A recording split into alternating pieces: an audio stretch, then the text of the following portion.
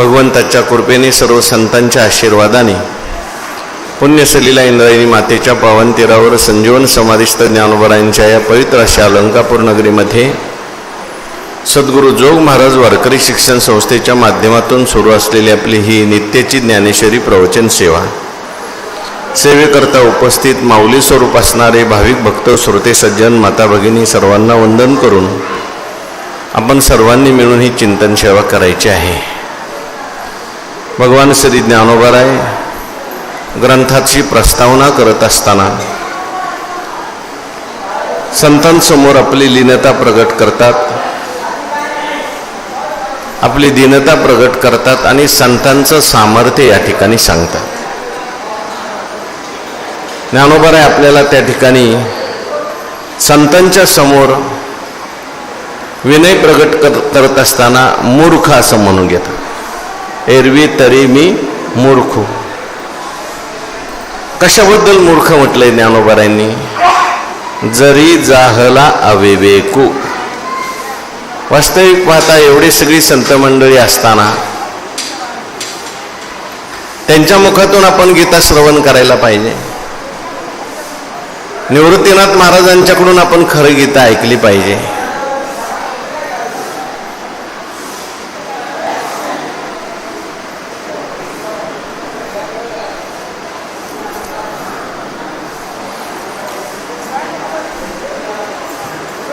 पण निवृत्तीनाथ महाराजांच्याकडून गीता आपण ऐकली पाहिजे. आपण त्यांच्या मुखातलीच त्यांना सांगायला लावली पाहिजे. परंतु मी गीता सांगायला तयार झालेलो आहे. हा गीतार्थ माझी बुद्धी कवळण्याचा प्रयत्न करत आहे आणि हा मला असं वाटतंय माझा एक प्रकारचा मोठ्यांच्या समोर केलेला मूर्खपणाचा आहे. माझ्याकडून हा अविवेक झाला आहे. तो अविवेक म्हणजे या सगळ्यांच्या समोर मी गीता सांगायला प्रवृत्त झालेलो आहे. पण तरी सुद्धा मी का प्रवृत्त झालेलो आहे? ज्ञानोबराय म्हणतात, परितेत असे एक आधारू. मला एकच आधार आहे जीवनामध्ये, तेनेची मी बोले मी सधरू. म्हणून मी धीरयुक्त अंत करून बोलतोय. जे सानुकूळ श्रीगुरु ज्ञानदेव म्हणे. आमचे श्रीगुरु जे आहेत ते मला अनुकूल आहेत. त्यांच्या आधाराने मी बोलत आहे, त्यांच्या सामर्थ्याने मी बोलत आहे. वास्तविक पाहता तसं पाहायला गेलं तर माझ्यामध्ये कोणत्याही प्रकारची बुद्धी नाही. गीता सांगण्याच्या बाबतीमध्ये अगदी मला मूर्ख म्हटलं तरी तुम्ही चालेल. पण जरी एखादा मूर्ख मनुष्य असला तरी सुद्धा संतांची जर त्याच्यावर कृपा झालेली असेल तर तो मूर्ख मनुष्य सुद्धा त्या ठिकाणी तरी तो वाचस्पतीशी करी प्रबंधू होडा. आपुल्या स्नेहाची वागेश्वरी जरी मुके याते अंगीकारी तरी तो वाचस्पतीशी करी प्रबंधू होडा. कारण तिथे मुका बोलत नाही, त्या मुक्याच्या मध्ये असणारी समर्थाची शक्ती बोलत असते. रेडा बोलला, आपल्याला दिसतंय रेडा बोलत असताना, पण रेडा बोलला का ज्ञानोबरायांची कृपा शक्तीच रेड्याच्या मुखातून बोलली. ज्ञानोबरायांची कृपा शक्ती रेड्याच्या मुखातून बोलली. अशी अनेक उदाहरणं आपल्याला पुराणामध्ये सापडतात की कुठलंही सामर्थ्य नसताना सुद्धा एखाद्या महात्म्याच तुका म्हणे आले समर्थाच्या मना तरी होय राहणार अंक त्याचा. तुकोबरांच्या जीवनात सुद्धा असे अनेक प्रसंग आहेत. नाथ महाराजांच्या जीवनामध्ये सुद्धा असे अनेक प्रसंग आहेत की नाथ महाराजांची कृपा झाली, तुकाराम महाराजांची कृपा झाली. नेहमी तुकोबरांच्या जीवनातलं किंवा ज्ञानोबरांच्या जीवनातलं आपण उदाहरण सांगत असतो. कोणी एक ब्राह्मण त्या ठिकाणी इथे धरून बसला, बीड परगुण्याचा. मला विद्वान व्हायचंय, मला धनवान व्हायचंय. ज्ञानोबरायांनी सांगितलं, बाबा तू तुकाराम महाराजांच्याकडे जा. तुकाराम महाराजांच्याकडे जो गेला, तुकाराम महाराजांनी त्याच्याकरता एक नारळ दिला, 11 अभंग लिहिलं, पत्र दिलं. पण त्याचा विश्वास श्रद्धा नसल्यामुळे तो तिथेच टाकून निघून गेला. तुकोबारायांच्याकडे त्यावेळेस एक श्रद्धावान असलेला दुसराच कोंडोबा नावाचा एक ग्रस्त आला. महाराजांनी त्याला ते पत्र दिलं, हे पत्र तू रोज वाच, तू विद्वान होशील, आणि हा नारळ तू घेऊन जा, तू धनवान होशील. त्याने ते 11 अभंगाचं पत्र रोज वाचलं आणि त्याचा परिणाम झाला, तो विद्वान झाला. आता त्या पत्रामध्ये असलेली तुकाराम महाराजांची आशीर्वाद शक्ती. म्हणून ज्ञानोबाराय म्हणतात, वास्तविक पाहता मी मूर्खच आहे. संतांसमोर हे मूर्ख म्हणतात बरं का, आपल्या दृष्टीने ते मूर्ख नाही. संतांबरोबर लढिवाळपणा करायचा आहे आणि लढिवाळपणा करण्याकरता ज्ञानोबाराय असं बोलतायत. कारण निवृत्तीनाथ महाराजांच्या समोर असा लढिवाळपणा केल्याशिवाय निवृत्तीनाथ महाराजांची कृपा आपल्यावर होत नाही. त्यांचं लक्ष आपल्याकडे लागत नाही, त्यांचा आशीर्वाद आपल्याला प्राप्त होत नाही. म्हणून ज्ञानोबाराय मूर्ख नसताना सुद्धा मूर्ख म्हणून घेतात. माझ्याकडून जरी झाला अविवेक, आता हा अविवेक म्हणजे गीतार्थ सांगायला मी बसलोय, हा अविवेक माझ्याकडून झालेला आहे. कदाचित शब्दार्थ सांगता येईल, पण भावार्थ आणि तात्पर्य अर्थ सांगणं थोडंसं कठीण आहे. शब्दार्थ आपल्याला शब्द माहिती असले की शब्दाच्या नुसार अर्थ आपल्याला लगेच लक्षात येतो, पण याच्यात नेमका देवाचा भाव काय आहे, नेमकं देवाचं तात्पर्य काय, वक्तुर इच्छा तात्पर्यम असं म्हटलेलं आहे. ते कळणं थोडंसं कठीण असतं. कधी कधी शब्दार्थ वेगळा असतो आणि त्याचा भावार्थ किंवा त्याचा लक्षार्थ वेगळा असतो. म्हणून देवाचे मनोगत तू दावीत असे मूर्त, आणि हे सगळं मराठी भाषेत सांगायचं आहे, रसाळ भाषेत सांगायचं आहे. म्हणून जरी झाला अविवेक, माझ्याकडून तसा अविवेक झालेला आहे. कोणता अविवेक झालेला आहे? कदाचित मी गीता सांगायला बसलो हा विवेक म्हणा, किंवा अहो अर्जुनाची पांती जे परिसने अयोग्य होती, हा सुद्धा अविवेक आपण घेऊ शकतो. तरी संत कृपा दीपकू सोज्वळू असे ज्ञानोबाराय म्हणतात. संत कृपा हाच कोणी एक दीपकू आहे आणि तो सोज्वळ म्हणजे लख प्रकाश माझ्या जीवनात त्याचा पडलेला आहे. संत कृपेला ज्ञानोबारायांनी इथं दिव्याची उपमा दिलेली आहे. दिवा जसा प्रकाश करतो, आपण काल पाहून आलो, दिवा जसा दाखवतो, तशी संतांची कृपा सुद्धा आपल्या जीवनामध्ये प्रकाश वाढते. संत कृपेचे हे दीप करी साधका निष्पाप, वैराग्याचे भाग्य संत संग हाची लाग.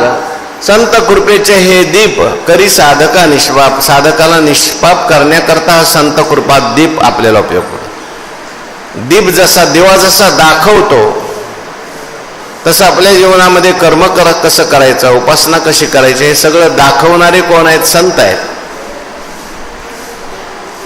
आणि त्यातल्या जे मुक्ता ते निर्धारिता, लाभे आपलीच मुक्तता, जैसी दीपे दिसे पाहता आपुली वस्तू. ह्या बाहेरच्या वस्तू हे दिवा वगैरे दाखवतात, परंतु जी परमात्मा वस्तू आहे, आत्मवस्तू आहे, हिला पाहायचं असेल तर त्या ठिकाणी ही वस्तू जी आहे ती आपल्याला बाह्य पदार्थाने तर दिसत नाहीच नाही, आपल्या डोळ्याने सुद्धा आपल्याला परमात्मा वस्तू दिसत नाही. नवे नवे मनाने सुद्धा ती दिसत नाही, बुद्धीला सुद्धा तिचा विचार करता येत नाही, अशी परमात्मा वस्तू आहे. पण अशी परमात्मा वस्तू जर पाहायची असेल,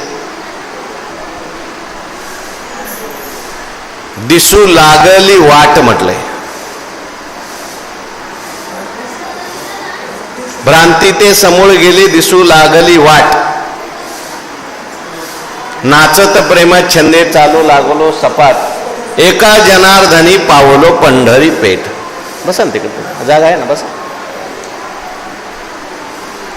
त्या ठिकाणी माझ्या जीवनामध्ये बोध दिला मज सांगाते मार्ग दाविला नीट भ्रांती हे समूळ गेली दिसू लागली वाट. त्यांनी आपल्याला बोध दिला, बोध दिल्यानंतर आपल्याला त्या ठिकाणी सगळं काही दिसायला लागतं. त्यांच्या कृपेच्या द्वारे सगळं काही दिसत असतं. म्हणून संत कृपा दीपकू सोज्वळू असे संतांची कृपा हा माझ्या जीवनामध्ये एक प्रकारचा मला दिवा प्राप्त झालेला आहे. हे असो आपला ठेवा हाती हाती जरी यावा. हा, आत्मवस्तू पाहण्याकरता, परमात्मा वस्तू पाहण्याकरता आपल्याला हा संत कृपारूपी दिवा पाहिजे. नुसते संत असून चालत नाही, त्यांची कृपारूपी, इथे कृपेला दिवा म्हटलंय. आणि त्यांची कृपा झाली तो कृपारूपी दिवा, त्यांची कृपा जी आहे ती कृपा, त्याच्यामध्ये शक्ती आहे. आणि ती कृपा काय करते?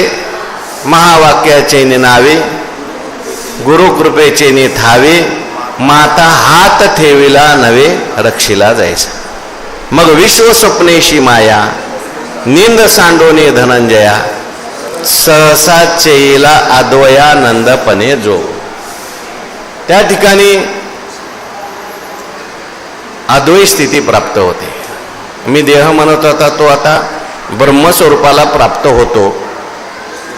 आणि ही मला संत कृपा दीपकू सोज्वळू अशी माझ्यावर त्यांची कृपा असल्यामुळे, निवृत्तीनाथ महाराजांची कृपा मला नेहमी अनुभवाला येते.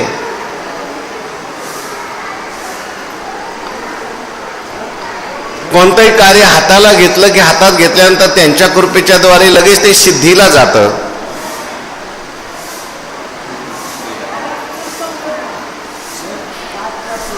म्हणून त्यांच्या कृपेचा मला अनुभव आहे. तो आता शांतचे अभिनवेल ते परियसा मराठी बोल जे समुद्रावनी खोल अर्थ भरित तरी कामित याचे या इच्छा फळे कल्पवृक्ष जैसा बोल व्यापक होय तैसा अवधान द्यावे.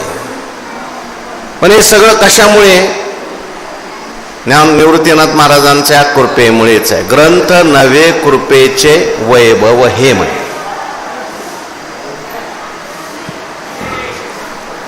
तैसे निवृत्तीनाथाचे वैभव आहे साचे.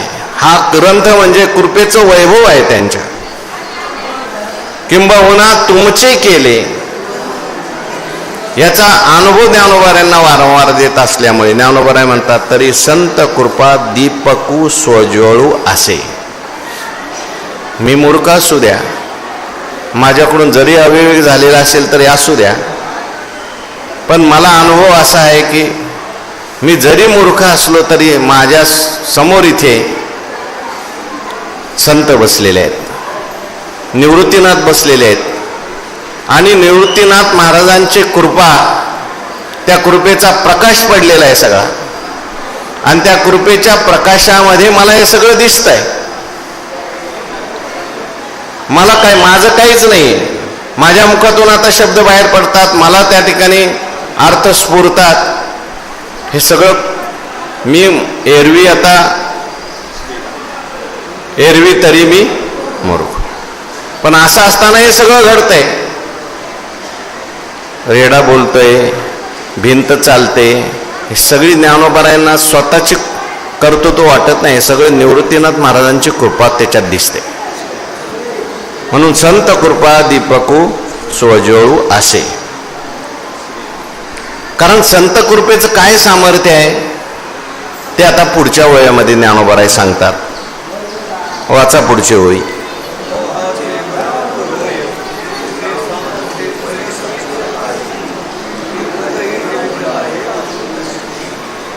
जरी प्रगटे सिद्ध सरस्वती तरी मुक्या अति भारती येथ वस्तू सामर्थ्य शक्ती नवल काय. हा ठीक आहे, 2 ओव्या आहेत तिथे. ह्या 2 ओव्यामध्ये वस्तू सामर्थ्य सांगितलेलं आहे. म्हणजे दृष्टांत दिलेले आहेत. एक दृष्टांत दिलेला आहे परिसाचा, दृष्टांत दिला आहे अमृताचा, आणि तिसरा दृष्टांत दिला आहे सरस्वतीचा. आणि यांची वस्तू सामर्थ्य शक्ती सांगितली. काही वस्तूंचं सामर्थ्य असतं, त्याच्यात वस्तू सामर्थ्य शक्ती सांगताना पहिलं परिसाचं सामर्थ्य सांगितलं. काय परिसाचं सामर्थ्य म्हटले, लोहाचे कणक होय हे सामर्थ्य परिसीचं आहे. परिस नावाचा एक दगड आहे, ही वस्तू आहे. त्याच्यामध्ये काय सामर्थ्य आहे, लोखंडाचा, आणि त्याचा संबंध आला की ते लोखंड जे आहे ते सोन्याचं होतं. लोखंडाचं काय होतं, सोनं होतं. आपुल्या महिमाने, मोठ्याने सांग, धातू परिचय केले सोने. पुढं म्हणा अभंग सगळा आठवून म्हण. तैसे नमनी माझे आता गुणदोष पंढरीनाथ. पुढं गावा मागील ओहळ गंगा न म्हणे आमंगळ. तुका म्हणे माती कस्तुरीने केली सरते. किती अभंग पाठ झालेत आतापर्यंत? 3000, 1500, 2000 झाले. पहिले दुसऱ्याच वर्षाला 2000 अभंग पाठ केले त्यांनी. आपला हरिपाठ पाठवाय ना अजून.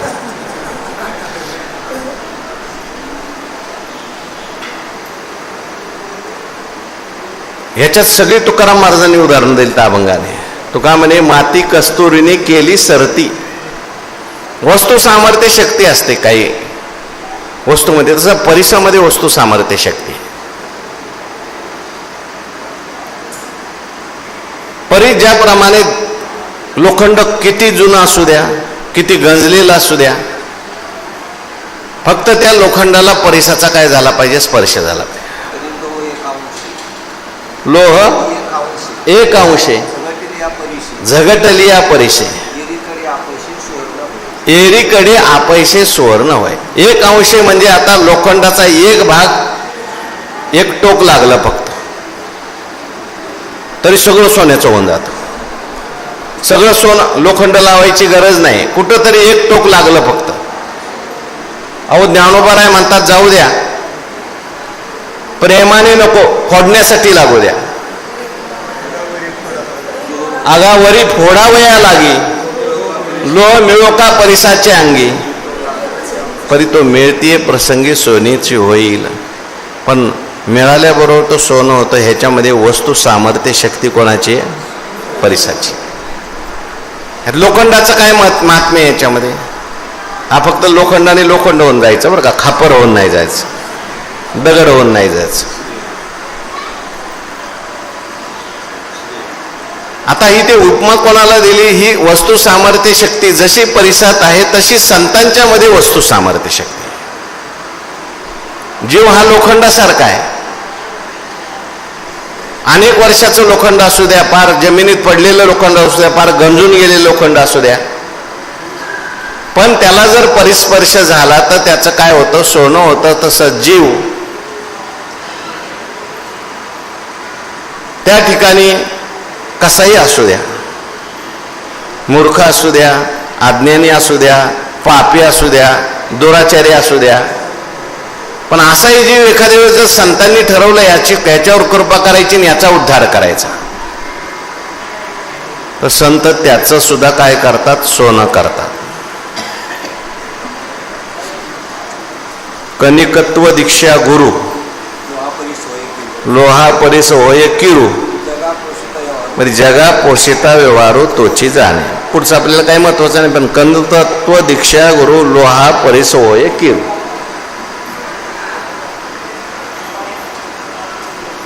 तसं ज्ञानोबाराय म्हणतात, माझ्या समोर परीच बसलेले आहेत नाही तर,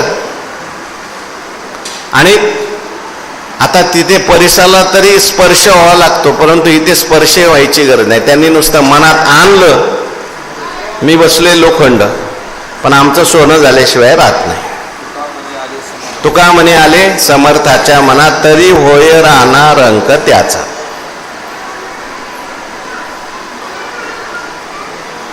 अहो त्यांच्याकडे ती शक्ती आहे. त्यांनी दगडाला स्पर्श केला तर दगडाचा सुद्धा काय होतो, परीस होतो. लौकिक शक्ती सुद्धा आहे त्याच्यामध्ये. एकनाथ महाराजांच्या जीवनामध्ये आता मी परवा दिवशी वाचलं, कोणीतरी एक मनुष्य होता, त्याच्याकडे परीस होता. चरित्रात आले, महिपती महाराजांनी लिहिले. परीस होता, परंतु सगळं कुटुंब गेलं, म्हणजे मुलं बाळ नाही, काही नाही, सगळी गेली, वारली. आता काय करता, परीस घेऊन नुसता, भरपूर पैसे आहेत, पण मूल नाही, बाळ नाही, काय नाही, मग पत्नी मरून गेली, मुलं मरून गेली. उद्विग्न झाला, काय करायचंय म्हटलं, आता तीर्थयात्रा करू. तीर्थयात्रा करायचं, पण हे परीस तीर्थयात्रेत घेऊन गेलो हरवला तर मग कोणाकडे ठेवायचा? विश्वासू माणूस म्हटलं एकनाथ महाराजाकडे ठेवू. गेला एकनाथ महाराजांच्याकडे, म्हटलं हा परीस आहे, अमूल्य असा परीस आहे, मला वाडवडिलांच्याकडून मिळाला आहे, तुमच्याकडे ठेवा, तुमच्याकडे विश्वासाने मी ठेवतो. नाथ महाराज म्हणे, बाबा तुला माझ्याकडे भरपूर काम आहेत आणि आम्हाला काही एवढं परीसाचं महत्त्व वाटत नाही. देवाचं जे काही सिंहासन होतं पूजेचं, त्या सिंहासनाखाली नाथ महाराज म्हणले दे ठेवून, आल्यावर मला आठवण करून तिथून घेऊन जा. ठेवलं त्याने ते सिंहासनाखाली परीस. काय आहे का त्याला अप्राप्य?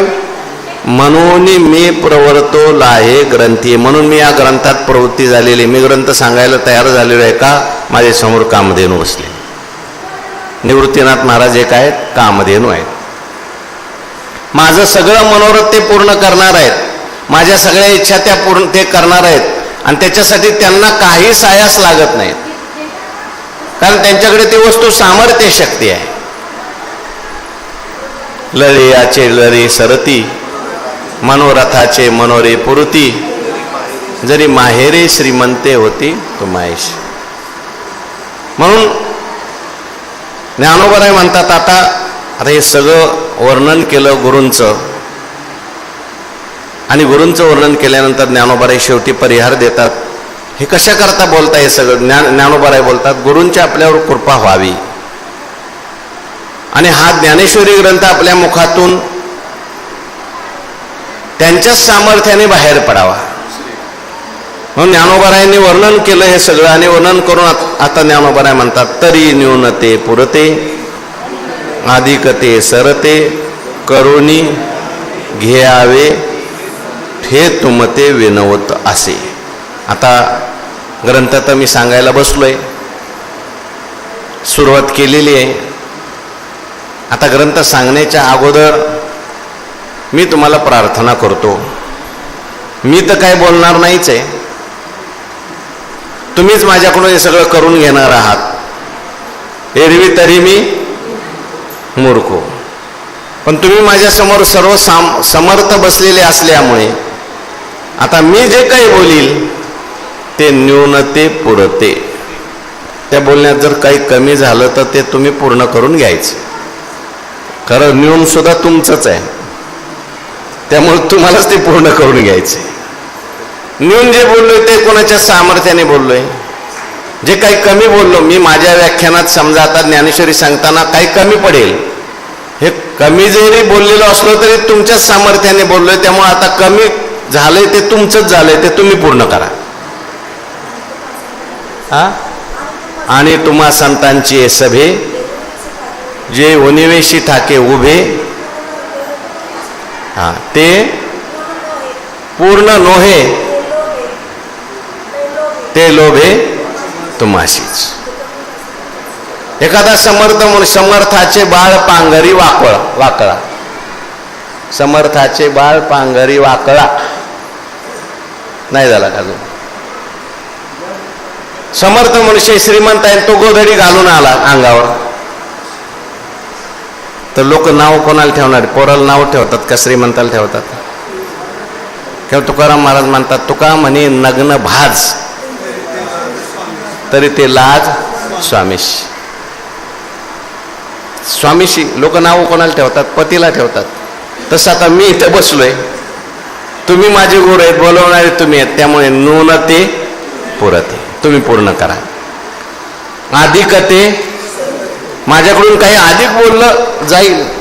आता बोलता बोलता बोललोच ना, अहो अर्जुनाचे जे परिसने हे अधिक बोलणं आहे. ते अधिक बोलणं तुम्ही आता सर्त करून घ्या, सहन करा. कारण न्यून असलं अधिक असलं किंबहुना तुमचे केले. माझं याच्यात काही नाही, माझं येतं माझे उरले पायिक पण तरी पुरोहित गुणे, मी बोलिलो पुढे उणे, हे तुम्ही माऊलीपणे उपसाई जोजी. मी पुरोहित आहे, मी निरोप आहे. तुका म्हणे मज धाडीले, मी पुरोहित आहे, संतांचा पुरोहित आहे. पुरोहित म्हणजे काय? तुम्ही वस्तू आणून द्यायच्या, तुम्हीच बसायचं पूजेला, तो फक्त आपला मंत्र म्हणतो आणि नंतर दक्षिणा घेऊन निघून जातो. तुम्ही म्हणायला लागले नाही नाही अहो आमचा यज्ञ व्यवस्थित नाही झाला. तुम्ही वस्तूच व्यवस्थित नाही आणले ना. तुम्हाला सांगितलं होतं तूप खरं आणा, तुम्ही आणलं नकली तूप. पैसे वाचवायला गेले तुम्ही. मग नाही यज्ञ पूर्ण झाला, मी काय करू त्याला? मी पुरोहित आहे. तरी न्यूनते पुरते. ज्ञानेश्वरी सांगत असताना जे काही न्यून असेल ते तुम्ही पूर्ण करून घ्या. अधिकते सरते, अधिक वाटलं नाही एवढं, आता या श्लोकावर एवढं नको पाहिजे होतं, या श्लोकावर थोडंसं अजून विस्ताराने पाहिजे होतं. तुम्ही फक्त माझ्याकडे बघा कृपादृष्टीने, येईल आपोआप. तुम्हाला वाटलं नाही नाही पाल्ला झाला या श्लोकावर, तुम्ही नुसतं कृपादृष्टीने पाहिलं ते थांबून जाते. अधिकते सरते, करुणी घ्यावे तुमते विनवित. आता म्हणून एवढी सगळी स्तुती कशा करता केली, एवढी सगळी प्रार्थना कशा करता केली, हे सगळं तुम्ही करून घ्या. मी तुम्हाला काय करतो? विनवित असे. आता दे जो अवधान, तुम्ही बोलविले आम्ही बोलेन, जैसे चेष्टे सूत्राधीन दारू यंत्र. आता दे जो अवधान, आता लक्ष द्या माझ्याकडे. लक्ष द्या म्हणजे मी काय सांगणार आहे ते तुम्ही ऐकायचंय त्याच्यासाठी लक्ष नाही. तुमचं लक्ष कशा करता पाहिजे? माझ्या मुखातून चांगलं येण्याकरता लक्ष पाहिजे. तुम्ही बोलविले मी बोलेन, कारण आता तुमचं लक्ष दिलं माझ्याकडे तुम्ही, आणि मग तुम्ही माझ्यावर कृपा केली की माझ्या मुखातून शब्द बाहेर पडणार. आली मुखा वाटे, कशाप्रमाणे म्हटले? जैसे चेष्टे सूत्राधीन दारू यंत्र. ज्ञानोबाऱ्यांच्या काळात कदाचित ते दारू यंत्र असावं. दारू म्हणजे लाकूड आणि लाकडाचं यंत्र, लाकडाची बाहुली, त्याला सायखडियाचे बाहुले म्हणतात. सायखडियाचे बाहुले चालविल्या सूत्राचेनी चाले.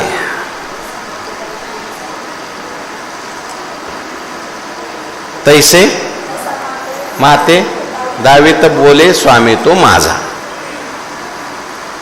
तो बाहुली खेळवणारा मनुष्य असतो आणि त्या ठिकाणी बाहुली नाचत असते. तर बाहुली नाचते का तो नाचवतो? तो काय बाहुलीच्या काजा नाचवी की आपल्या जाणीवेची कळा दाखवी? म्हणून आमाया ठेवा ठेवी काय का, तो आपली बुद्धी दाखवत असतो. लोक बाहुली नाचायला लागल्यानंतर बाहुलीच्या नाचाला वा वा काय बाहुली, वा वा काय बाहुली म्हणतात, का वा वा काय सूत्रधार आहे म्हणतात. लोक बाहुलीची स्तुती करत नाहीत. लोक तो नाचवणार असतो त्याची स्तुती करतात. आणि तो जो नाचवत असतो तो काही बाहुलीच्या काजा नाचवे, बाहुली करता थोडं नाचवतो. आपली जाणीवेची कळा दाखवे, आपली बुद्धी दाखवत असतो. तसं आता तुमच्या बुद्धीची कला दाखवा. हे इथं बसलेलं यंत्र आहे. निवृत्तीनाथ महाराजांना ज्ञानोबाराय म्हणतात मी यंत्र आहे, मी फक्त सायकड्याचं बाहुलं आहे. माझ्या मुखातून आता तुम्हाला काय जाणीवेची कला दाखवायची, तुमची कला काय दाखवायची, ज्ञानेश्वरीच्या माध्यमातून दाखवा. परी आता आमते गोड करावे, आईसे तांदुळी कासया विनवावे, साईकडे आणि काय प्रार्थावे सूत्रधारा ते.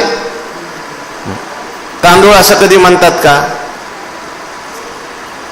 काय आम्हाला गोड करा म्हणून.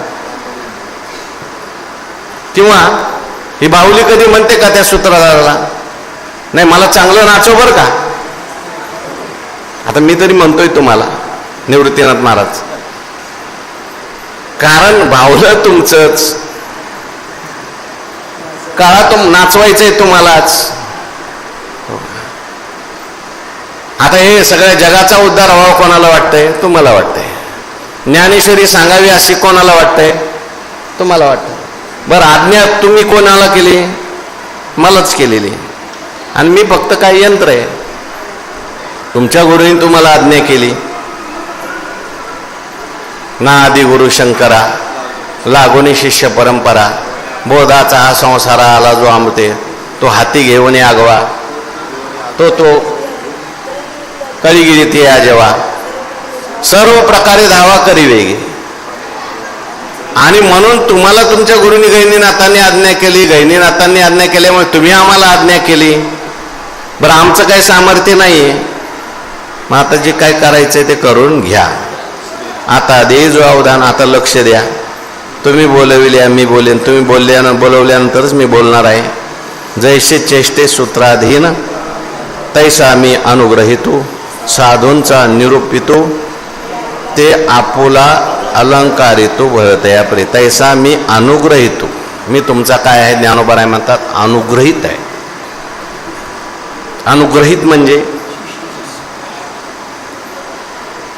तुमची कृपा माझ्यावर झालेली आहे, तुम्ही माझ्यावर अनुग्रह केलेला आहे.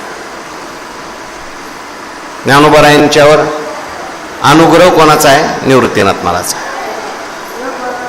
आदिनाथ गुरु सकळ सिद्धांचा मच्छिंद्राने बोध गहिनी प्रसादे ज्ञानदेवा सार चोजळे. ज्ञानोबा रायांच्यावर अनुग्रह केला गहिनीनाथ महाराजांच्याकडून आल्यानंतर. निवृत्तीनाथ महाराज यांनी ज्ञानोबरायांच्या मस्तकावर हात ठेवला असेल, किंवा ज्ञानोबरायांच्यावर नेत्राच्या द्वारे अनुग्रह केला असेल, स्पर्शाच्या द्वारे अनुग्रह केला असेल. तुम्ही माझ्यावर अनुग्रह केलेला असला आणि ज्या दिवशी अनुग्रह केला त्या दिवशीच ज्ञानोबरायांच्या लक्षात आला आता ह्याच्यामध्ये आपलं काहीच नाही. आता ही सगळी श्रीगुरु सामर्थ्य, श्रीगुरु सामर्थ्याने सगळं चालू आहे. तैसा मी अनुग्रहितो. आतापर्यंत मला तुमच्या अनुग्रहाचा अनेक वेळा अनुभव आलाय. रेडा बोललाय, लोक म्हणतात ज्ञानोबारांनी रेडा बोलवलाय, पण मला माहिती आहे कोणी बोलवलाय. निवृत्तीनाथ महाराजांनीच बोलवलं. अशी ज्ञानोबारांची श्रद्धा आहे, भावना आहे. कारण ज्ञानोबाराय निवृत्तीनाथ महाराजांच्याकडे पाहायचे. रेडा बोलवायचा आहे का? हो. निवृत्तीनाथ महाराजांनी म्हटले बोलवा. निवृत्तीनाथ ज्ञानोबारायांनी फक्त हात जोडायचे. निवृत्तीनाथ महाराज हा तुम्ही बोलवा म्हणजे काय? तुम्हीच करा सगळं काय करायचं. तैसा मी अनुग्रहितो साधूंचा निरूपितो. निरूपितो म्हणजे निरोप सांगणारा. निरोपा तुका मने मज धाडिले निरोपा. निरोप जो सांगणार आहे त्याने काही काळजी करायची नसते, असा एक अभंग आहे तुकाराम महाराजांचा. निरोप सांगताना माणसाने चिंता करू नये.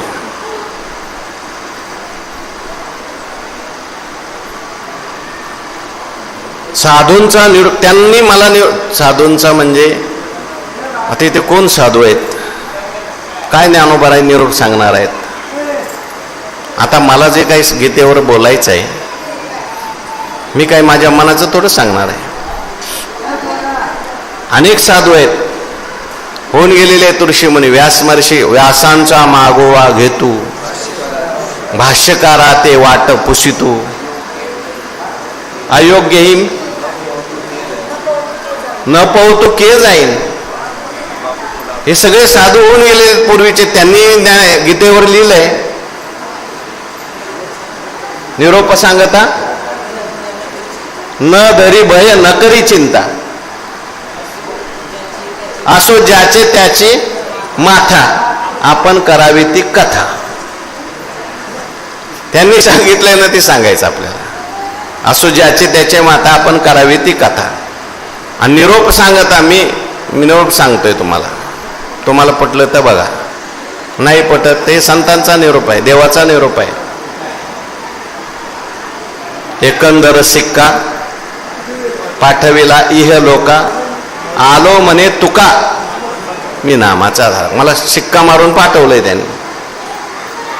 तसं या ठिकाणी ज्ञानोबाराय म्हणतात, आता मी तुम्हाला निरोप सांगणार आहे. जे काही साधू होऊन गेले, संत होऊन गेलेत, निवृत्तीनाथ महाराज आहेतच, निवृत्तीनाथ महाराजांच्या अगोदरपासूनही परंपरा चालत आलेली आहे ज्ञानाची.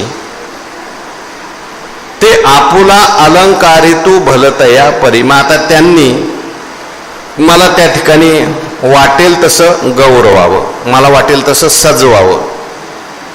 तुका म्हणे तुम्ही उदार कृपाळ, शृंगारिले बाळ कवतुके.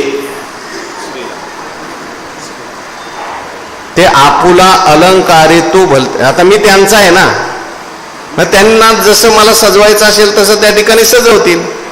म्हणजे व्याख्यान सांगायला ते माझ्यावर जशी कृपा करतील तसं व्याख्यान येईल. त्यांनी ते आपुला अलंकारित म्हणेत.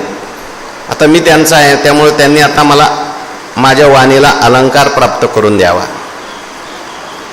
माझी अलंकारिली वाणी म्हटलंय. कृपया केली संतजनी माझी अलंकारिली वाणी, प्रीती लावली कीर्तने. त्यांनी आता मला अलंकार द्यावे. सर्व सुख ल्यालो किंवा नोहे अनारिशे उद्धरिलो. काय पूर्वार्ध आहे. कृपेचा ओरस न समाये पोटी. श्री संतांच्या या माता चरणावरी विश्रांती पावलो. तिसरं चरण काय, दौरलिये काया कृपेच्या ओरसे नवे अनारिशे उद्धरिलो. माझी काया आता अलंकारित झालेली त्यांच्या कृपेमुळे. त्यांच्या कृपेचा वर्षाव झाला की काया त्या ठिकाणी अलंकारित होते, वाणीला अलंकार प्राप्त होतो. वाणी भगवंताचं नामस्मरण करायला लागतं. वाणीतून आपोआप त्या ठिकाणी संतांचं देवाचं वर्णन येऊ लागतं. आणि म्हणून ते आपुला अलंकार तो भलत्या परे. त्यांचा मी असल्यामुळे त्याने आता भलत्या परे म्हणजे कसं आहे, मला त्यांची इच्छा असेल त्यांनी सुंदर अलंकार घालावेत साहित्य सोनियाच्या खाली. नसेल इच्छा त्यांची तरी त्या ठिकाणी मग नाही अलंकार घातले असंच ठेवलं तर लोक कोणाला हसतील. समर्थाचे बाळ पांघरे वाकळ हसते सकळ लोक कोणाला हसणार, मला थोडे हसणार आहेत. म्हणून अशा प्रकारे गुरूंनी करावं. हे सगळं ज्ञानोबाराय कशा करता बोलतात, लढीवाळपणाने बोलतात. निवृत्तीनाथ महाराजांनी काहीतरी बोलावं, कृपा करावी म्हणून एवढं व्याख्यान केलं. मग मात्र निवृत्तीनाथ महाराजांनी वर पाहिलं आणि निवृत्तीनाथ महाराज काय बोलतात त्याचा विचार उद्याच्या प्रवचनात. पुंडलिक वरधारी विठ्ठल श्री ज्ञानदेव तुकाराम विठ्ठल विठ्ठल विठ्ठल.